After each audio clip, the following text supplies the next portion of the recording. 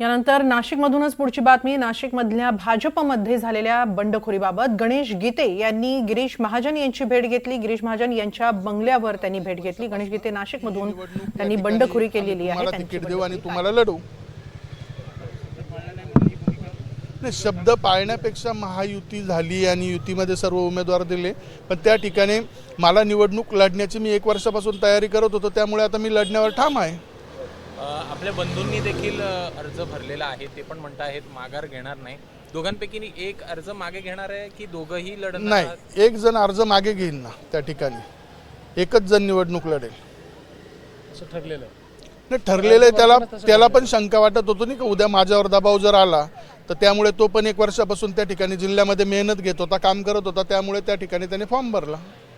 ठीक आहे, निवडणूक लढणार आपण थांबा।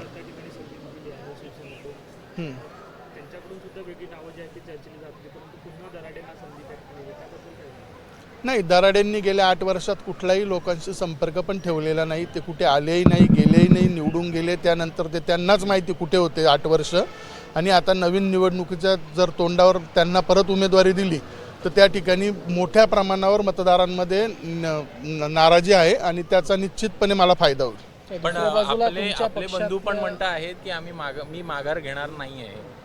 मग आता नेमकं माघार कोण घेणार दोघांपैकी? नाही, दोघांमध्ये ठरवू ना की मला विड्रॉल घ्यावी लागली तर तो उभा राहील। परंतु आज सकाळी संजय राऊतांनी एक विधान केलं नाशिकमध्ये जाऊन की आमचा विरोध हा शिंदे सेनेला असणार आहे, त्यामुळे आणि मुळात तिथे ठाकरे सेनेचा उमेदवारच नाही, कुठेतरी ठाकरे गटाची सुद्धा तुम्हाला मदत आहे असं काही यामध्ये? निश्चितपणे कोणता गट असो किंवा पक्ष असो त्याच्याशी माझं काही घेणं देणं नाही, पण निश्चितपणे त्या ठिकाणी जे मतदार आहे सर्व पक्षीय ते निश्चितपणे मला मतदान करतील आणि त्या ठिकाणी साधारण 400 सव्वा 400 मतं एकतर्फी मला मिळतील।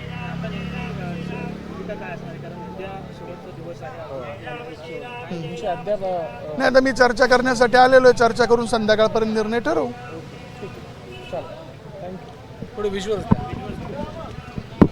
नाशिकमधून बंडखोरी केलेली आहे, त्यांनी गिरीश महाजन यांची भेटही घेतली। मात्र भेटीनंतरही गणेश गीते हे निवडणूक लढण्यावर ठाम आहेत। मतदारांचा आपल्यालाच पाठिंबा आहे असा दावा त्यांनी केलेला आहे आणि आपण जिंकून येऊ असा विश्वास त्यांनी व्यक्त केलेला आहे।